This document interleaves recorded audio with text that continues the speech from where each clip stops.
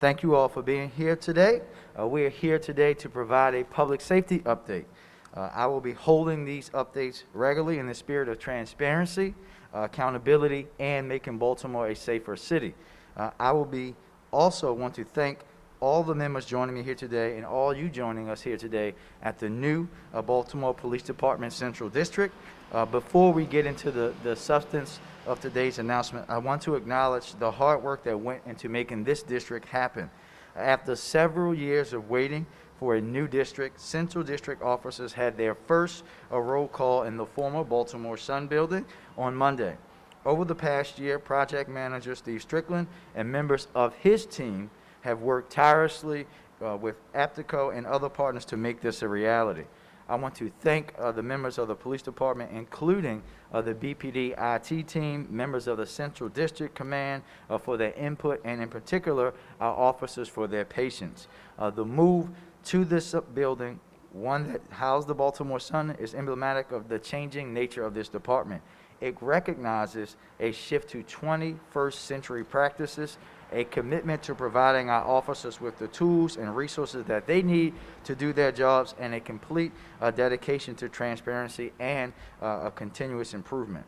Thank you again to everyone who made this move a reality, and thank you to the women and men of the Central District for their patience. Earlier this month, I said expect changes to the city's crime fighting strategy. And today, along with Commissioner Harrison and BPD Command, we will be announcing the first of many changes to build an effective and accountable public safety strategy for Baltimore City. For my part as mayor, I will be focused on holding all of our agencies, including BPD, to higher standards, monitoring our progress every single day and not accepting anything short of complete and total dedication to making Baltimore safer. Getting a handle on the flow of illegal guns and using data through our city staff practice to hold not just BPD, but every single city agency accountable for the violence in our city. And we will also work together to ensure that the people who commit acts of violence and wreak havoc on our communities are held accountable. We are still losing far too many people to violence in Baltimore City. Year to date, we have had 19 homicides. That's a 17.4% decrease over last year, but that's still too many. The status quo will not cut it. We will not continue, as I've said before, with strategies or approaches that are not making our neighborhoods safer and that are outdated. And no one committing violence, pulling a trigger, or taking advantage of our neighbors should be allowed to feel comfortable. Changing the reality of violence in Baltimore will require us to shift our approach. It will require us to be more comprehensive, coordinated, and strategic in the way that we deploy our resources and work together as a team for Baltimore. And in that vein, today, I, along with the police commissioner, am announcing a change in the strategy concerning microzones, the geographies where public safety resources are focused and deployed. When I took office, the city of Baltimore had 131 microzones. Today, we're reducing that number to 81. Reducing the overall footprint of the strategy is about quality over quantity and deploying our resources strategically. Though the remaining zones still represent roughly the same proportion of homicides and shootings, we're confident that this approach is more tailored to where we need our officers to be. I'd like to turn it over to Commissioner Harrison to talk more about this refreshed strategy and what it means for the police department. Commissioner Harrison.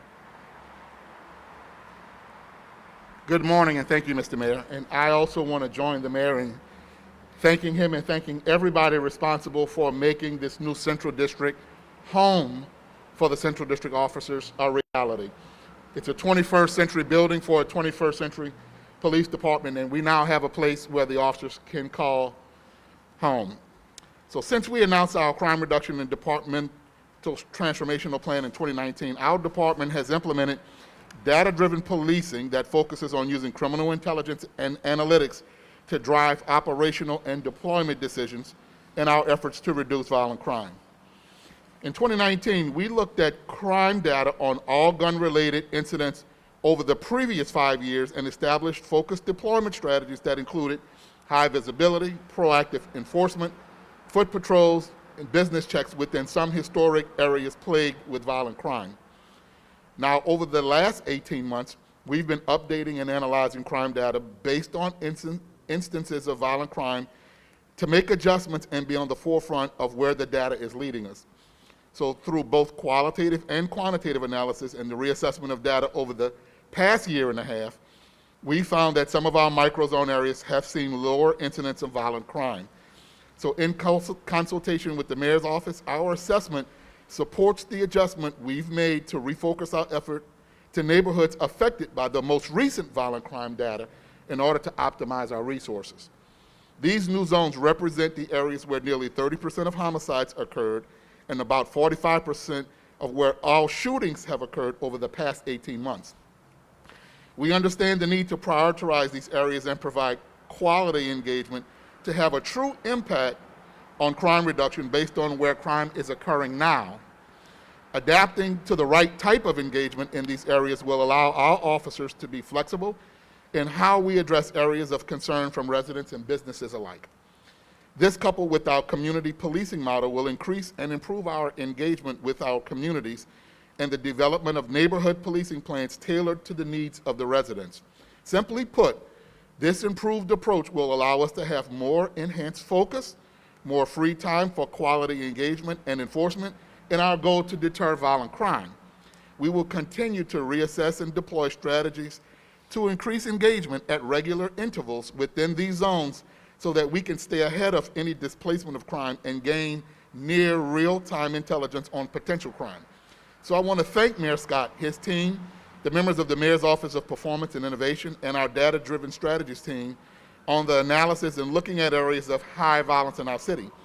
Certainly, we will continue to work collaboratively in implementing comprehensive strategies to reduce violence by being data-driven and making adjustments when and where necessary to optimize our efforts to make our city safer.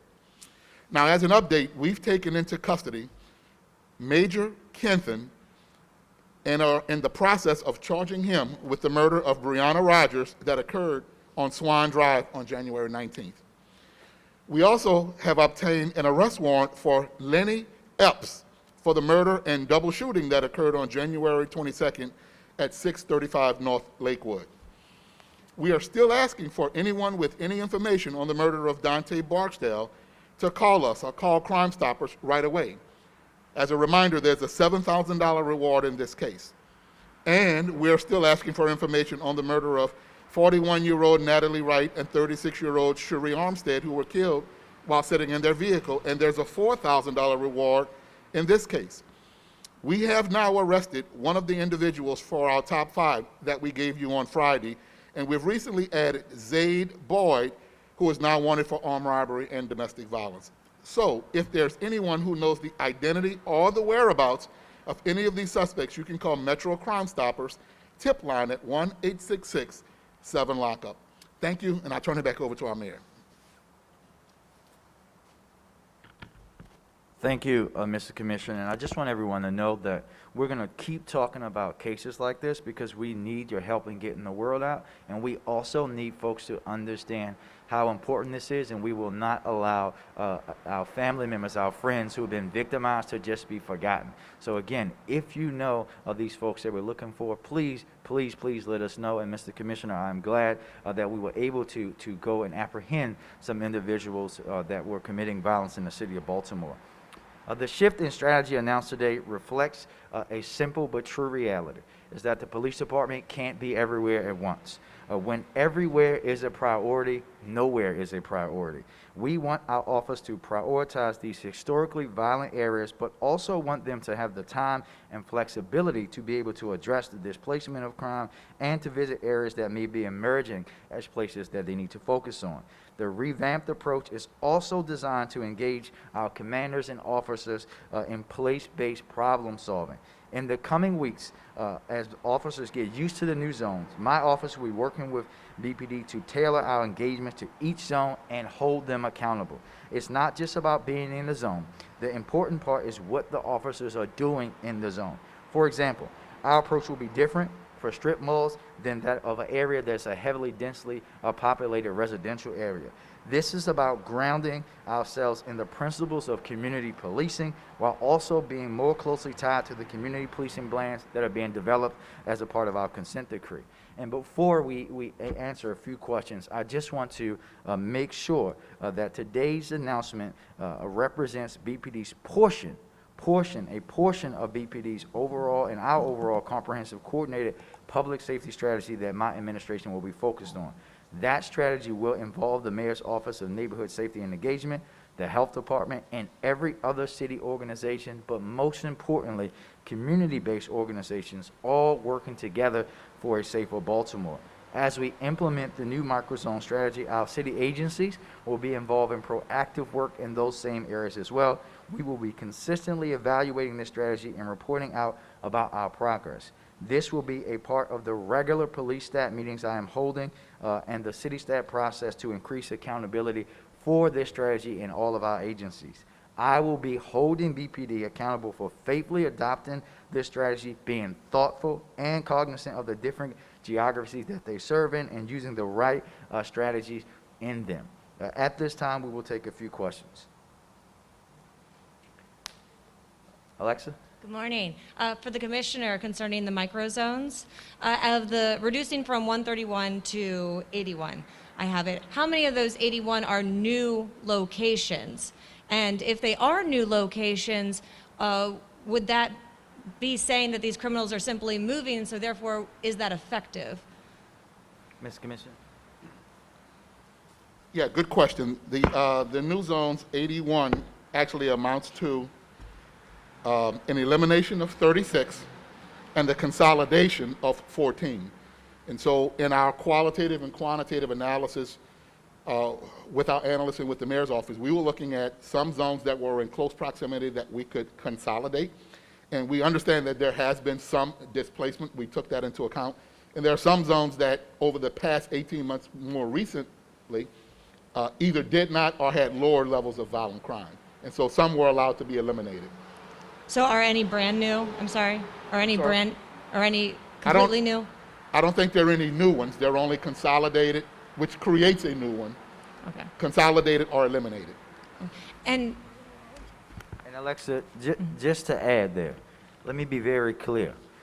When the commissioner is talking about eliminating zones, there are places that and we're not going to talk about extreme detail here about a deployment strategy, but you work very close to there.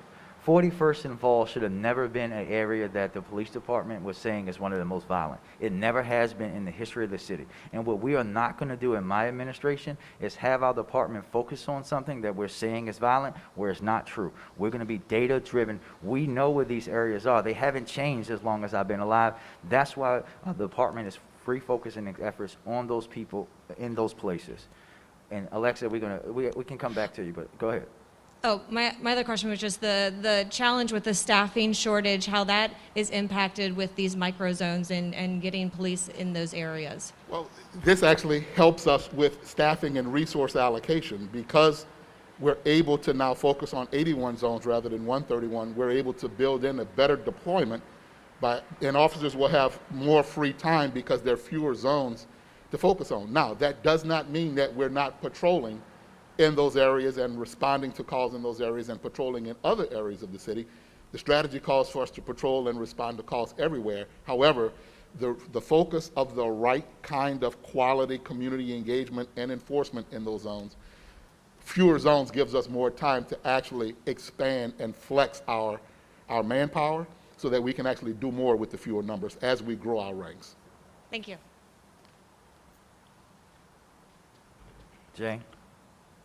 Just one more question on the plan. Commissioner, was this your idea or the mayor's idea? I think this is something that we have been talking about long before the mayor became the mayor, and more so since he's been the mayor. So I think this is something we all wanted to do as we assess and reassess the effectiveness of any program, any strategy, making sure that in the beginning, we looked at the previous 5 years. Now we're looking at the time from the most recent time, over 18 months. The data supports something different. And so together we decided under the mayor's leadership, certainly that we would look at what zones are appropriate for us to have this strategy in.